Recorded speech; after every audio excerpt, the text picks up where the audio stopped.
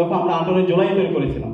এই 9 দফা আমরা প্রত্যেকটা মিডিয়া হাউসে গিয়ে পৌঁছে দিয়েছিলাম। এই 9 দফার আব্দুল কাদের থেকে ভিডিও নিয়ে আন্তর্জাতিক যে গণমাধ্যমগুলো আছে সেই গণমাধ্যমগুলোর কাছে আমরা পৌঁছে দিয়েছিলাম। এই 9 দফায় এমনভাবে এটা তৈরি করা হয়েছে যে এই 9 দফাটা যদি মানা হয় তাহলে হাসিনা তার ক্ষমতা থেকে তার পদত্যাগ অবশ্যই করতে হবে, তার ক্ষমতার মস্তক ভেঙে চুরমার হয়ে যাবে। তো এই আন্দোলনের শুরুতে আপনারা যদি দেখেন প্রথম দিকে এটা কোটা সংস্কার আন্দোলন ছিল এবং 14 জুলাই যেদিন ঢাকা বিশ্ববিদ্যালয় ক্যাম্পাসে আমাদের শিক্ষার্থী ভাই বোনরা রাতে বেরিয়ে পড়ে এবং প্রত্যেকে তুমি কে আমি কে রাজাকার রাজাকার স্লোগানে পুরো ঢাকা বিশ্ববিদ্যালয় ক্যাম্পাস মুখরিত হয়। এরপরের দিন 15 জুলাই ঢাকা বিশ্ববিদ্যালয়ে আমাদের ভাই বোনদের ওপর ইতিহাসে ন্যাক্কারজনক বর্বর হামলা চালানো হয়। নিষিদ্ধ ঘোষিত ছাত্রলীগ এবং তার দোসর বহিরাগত নিয়ে এসে আমাদের ভাই বোনদের উপর নির্মম হামলা চালানো হয়। ওই দিনেই আমরা শপথ নিয়েছিলাম আমরা আমাদের এই আন্দোলনটাকে আর কোটার মধ্যে সীমাবদ্ধ রাখবো না। ফেস্টিভ্যাল মুক্ত বাংলাদেশ বিনির্মাণ আগ পর্যন্ত আমরা আমাদের লড়াইকে চালিয়ে যাব। এবং ওই দিন রাতেই আমরা ওই দিনেই পরিকল্পনা ছিল সন্ধ্যার পরেই আমরা প্রত্যেকটা হল ছাত্রলীগ মুক্ত করব এবং সেই অনুযায়ী আমরা পরিকল্পনা নিয়েছিলাম। কিন্তু সময় ঘাটতি এবং সামগ্রিক প্রস্তুতির না থাকার কারণে আমরা একদিন আমরা দীর্ঘায়িত করেছিলাম। এবং ওই দিন রাতেই আজকে মির্জা গালিব ভাই আছেন, আমরা ওই দিন রাতে মির্জা গালিব ভাই সব বিশ্ববিদ্যালয়ের সাবেক প্রায় 10-12 জন সভাপতি এবং আমাদের কেন্দ্রীয় সংগঠনের যারা দায়িত্বশীল ছিল তাদের সাথে আমরা বসে মিটিং করি এবং আমরা সিদ্ধান্ত নিই 16 জুলাই আমরা বড় ধরনের একটি জমায়েতের মাধ্যমে আমাদের শিক্ষার্থী ভাই বোনের উপর যে ন্যাক্কারজনক হামলা হয়েছে আমরা এটার প্রতিবাদ জানাবো এবং আমরা আরো শক্তিশালী হয়ে আমরা মাঠে ফিরবো। এবং তারই আলোকে আপনারা দেখতে পেয়েছেন 16 জুলাই ঢাকা বিশ্ববিদ্যালয় শহীদ মিনারে লোকারণ্য হয়েছে প্রত্যেকটা হল থেকে এবং ঢাকার বিভিন্ন প্রান্ত থেকে মুক্তকামী জনতা তারা মিছিল নিয়ে আসে এবং ওই দিনেই পুরো ঢাকা বিশ্ববিদ্যালয়ে ওই দিন রাত থেকে ছাত্রলীগ মুক্ত হয় এবং নিষিদ্ধ ঘোষিত ছাত্রলীগ এবং তার দোসররা তার ক্যাম্পাস থেকে পালিয়ে যায়। এবং পরের দিন সকালে গাইবানা জানাজা ছিল আমাদের। ওই দিনে আবু সাইদ সহ সারা দেশে 6 জন শহীদ হয়। শহীদ হওয়ার পরে তখন আমরা সিদ্ধান্ত নিয়ে নিই, আমরা শপথ নিয়ে নিই আমরা এই শহীদ শাহাদাতের রক্তের সাথে আমরা বেইমানি করবো না, আমরা সবাই জীবন দেব। ফেস্টিভ্যাল মুক্ত বাংলাদেশ না করার আগ পর্যন্ত আমরা আমাদের লড়াই চালিয়ে যাব। এবং এর প্রেক্ষিতে 17 জুলাই গাইবানা জানাজা হয় এবং এই গাইবানা জানাজায় যে সামনে কফিনগুলো ছিল এই কফিনগুলো ঢোকাতে আমাদের অনেক বেশি ব্যাগ পেতে হয়েছিল। আমরা শাহবাগ দিয়ে চেষ্টা করেছিলাম, এরপরে আমাদের চাঙ্গারপুল দিয়ে চেষ্টা করেছিলাম, সর্বশেষ আমাদের পলাশি দিয়ে চেষ্টা করেছি, ওখান থেকে বাইরে পরে নীলক্ষেত দিয়ে আমাদের ঢুকাতে হয়েছে। এবং এইভাবে বিভিন্ন ক্রিটিক্যাল টাইমের মধ্যে দিয়ে আমাদেরকে যেতে হয়েছে এবং গাইবানা জানাজা পরবর্তী আমাদের উপর হামলা চালানো হয় এবং ওই দিন প্রত্যেকটা হল ক্যাম্পাস বন্ধ করে দেওয়া হয়। এবং ক্যাম্পাস বন্ধ করে দেওয়ার পরে একটা সংকট তৈরি হয় যে ক্যাম্পাস থেকে যে ঢাকা বিশ্ববিদ্যালয় থেকে আন্দোলনটা শুরু হয়েছে সেই ক্যাম্পাসটা বন্ধ ঘোষণা করা হয়েছে। এখন করণীয় কি করা যায়? তখন আমরা সিদ্ধান্ত নিলাম এই আন্দোলনটাকে আমরা শুধুমাত্র ঢাকা বিশ্ববিদ্যালয় না আমরা সারা দেশে ছড়িয়ে দেব। মূল সমন্বয়ক যারা ছিল তাদের সাথে কথা হলো এবং কেন্দ্রীয় সংগঠন আমাদের দায়িত্বশীলদের সাথে আমরা কথা বললাম।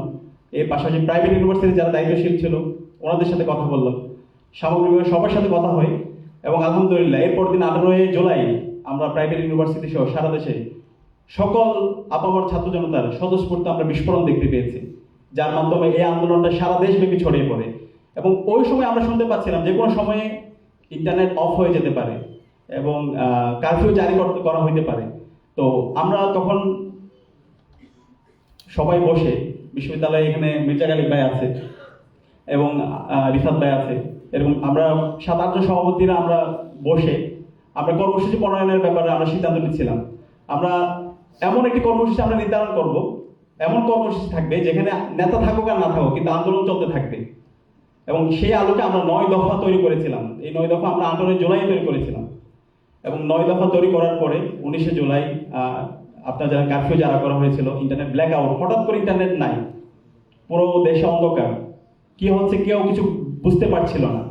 তো সেই সময়ে সমন্বয়ক আব্দুল কাদের সাথে কথা হয়, আব্দুল কাদেরকে আমরা সেফ রুমের ব্যবস্থা করেছিলাম এবং ওই সময়ে এই 9 দফা আমরা প্রত্যেকটা মিডিয়া হাউসে গিয়ে পৌঁছে দিয়েছিলাম এবং শিবিরের নেতৃবৃন্দ দায়িত্বশীলরা এখানে অগ্রণী ভূমিকা পালন করেছিল।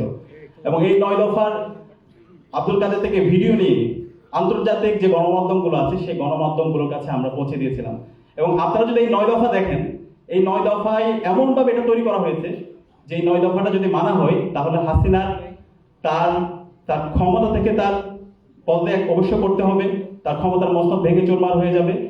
এর পাশাপাশি দল হিসেবে তার দলও তার কোন দলের অস্তিত্ব থাকবে না। এবং 9 দফার যে প্রথম দফা ছিল ছাত্র হত্যার দায় নিয়ে ফ্যাসিস্ট হাসিনাকে তাকে ক্ষমা চাইতে হবে, জাতির কাছে প্রকাশ্য ক্ষমা চাইতে হবে। তো এই 9 দফার মাঝে প্রথম দফায় কিন্তু 1 দফার কথা বলা আছে, তাকে পদত্যাগ করতে হবে। তো এরপরে এই যে কথাগুলো বলছিলাম তখন ইন্টারনেট ব্ল্যাক আউটের সময় 19 তারিখ আমরা তখন এই 9 দফা পৌঁছাতে হবে প্রত্যেকটা মিডিয়া হাউসগুলোতে। তখন ডিজেফাই লোকরা বসে আছে, তখন আমাদের ক্যাম্পাস সাংবাদিক যারা আছে আমরা তাদের কাছে গিয়ে তাদের কাছে অফলাইনে ফোন দিয়ে তাদের কাছে 9 দফার যে লিফলেট ছিল সেটা আমরা পৌঁছে দিয়েছি। এবং এর পাশাপাশি আমরা ট্যাক্স দিয়ে প্রত্যেকটা মিডিয়া হাউসে যারা সাংবাদিক ছিল তাদের কাছে আমরা পৌঁছে দিয়েছি। যদি আমি আমার একটা স্টোরি আপনাদের সাথে শেয়ার করি, ওই সময় 9 দফা পৌঁছাতে হবে। তখন আমি একটা বিল্ডিংয়ে গেলাম, নতুন বিল্ডিংয়ে টুলেট, ওখানে ঢুকে নতুন বিল্ডিং জাস্ট দেখার জন্য।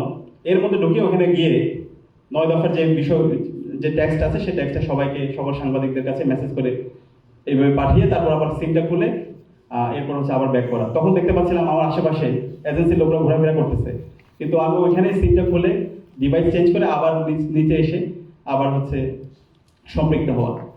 এইভাবে আমাদের পুরো আন্দোলনটা 19 তারিখের পর থেকে 25 তারিখ পর্যন্ত যে ইন্টারনেট ব্ল্যাক আউট ছিল, এই সময়ে আপনারা জানেন পুরো আন্দোলন আমাদের সমন্বয়ক যারা ছিল তারা সবাই বেশিরভাগই তারা অনেকে গৌণ অবস্থায় ছিল, রিচ করা যাচ্ছিল না। এই পুরো আন্দোলনটাকে ইসলাম ছাত্র শিবিরের দায়িত্বশীল জনশক্তি এবং সামগ্রিক সারা দেশের সাথে সমন্বয় করার জন্য আমরা কাজ করেছিলাম। এবং ওই সময়ে প্রতিদিনই প্রেস রিলিজ আকারে আমরা 3টা সাড়ে 3টার দিকে আমরা প্রতিদিনই কর্মসূচিগুলো পাঠাতাম।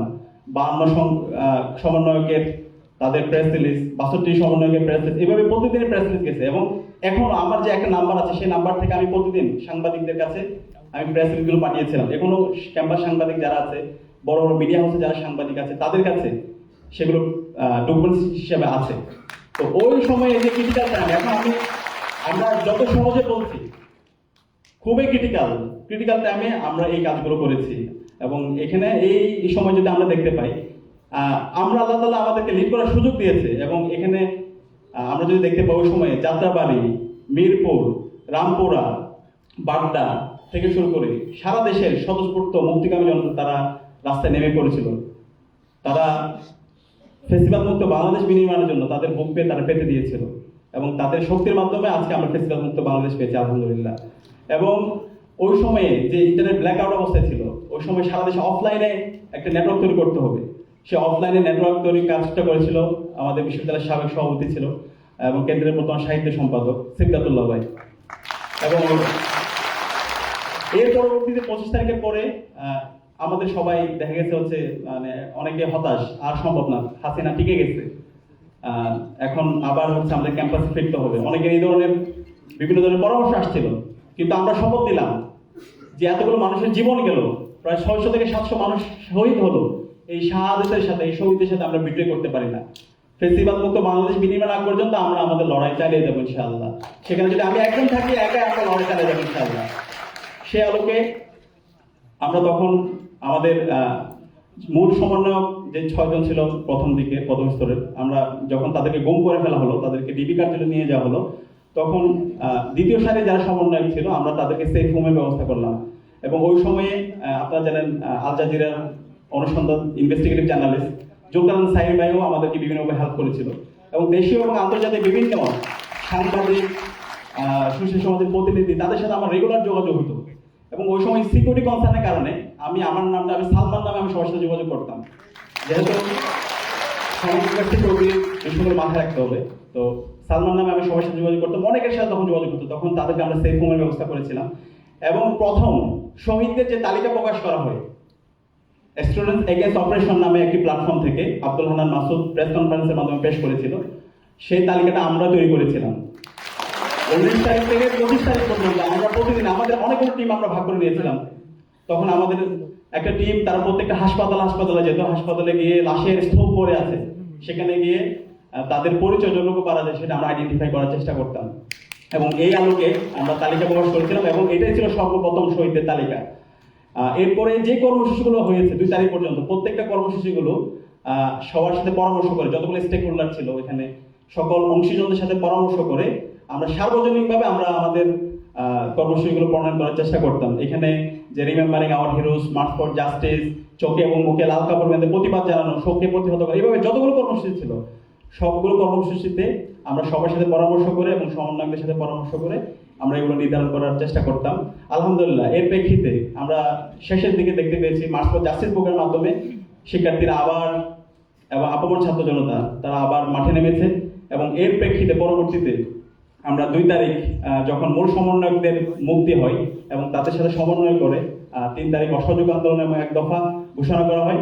এরপর হচ্ছে 4 তারিখ যে শাহবাগে প্রোগ্রাম হয়, সেই প্রোগ্রামের পরবর্তীতে 5 তারিখ ফতেহ গণভবনের মাধ্যমে আমরা ফেস্টিভ্যাল মুক্ত আলহামদুলিল্লাহ বাংলাদেশ পেয়েছি। তো এইভাবে যদি আমরা প্রতিদিনের চিন্তারণ করি, প্রত্যেকটা সেকেন্ডের সাথে 5 জুন থেকে 36 জুলাই পর্যন্ত প্রত্যেকটা সেকেন্ড সমন্বয়কদের সাথে এবং বাকি অংশগ্রহণদের সাথে আমরা যুক্ত ছিলাম। কিন্তু আমরা বলছি না, জাস্ট কিছু আইডিয়া আপনাদের সাথে শেয়ার করেছি। আমরা দেখতে পাচ্ছি হিস্ট্রিক্যাল করাপশন হচ্ছে, ভিত্তি ইতিহাস রচনা করার জন্য বিভিন্ন পক্ষ এখানে চেষ্টা করছে। আমাদের কথা হচ্ছে এখানে যে যতটুকু কাজ করেছে সেই সত্য জানার অধিকার সবার আছে, সবার এই সত্যটা জানা দরকার। অনেকে বলছেন শিবির তাদের শহীদের তালিকা প্রকাশ করছে না, শিবিরের এখানে কোনো কন্ট্রিবিউশন নেই। শিবির শেষের দিকে এখানে আন্দোলনে আসছে।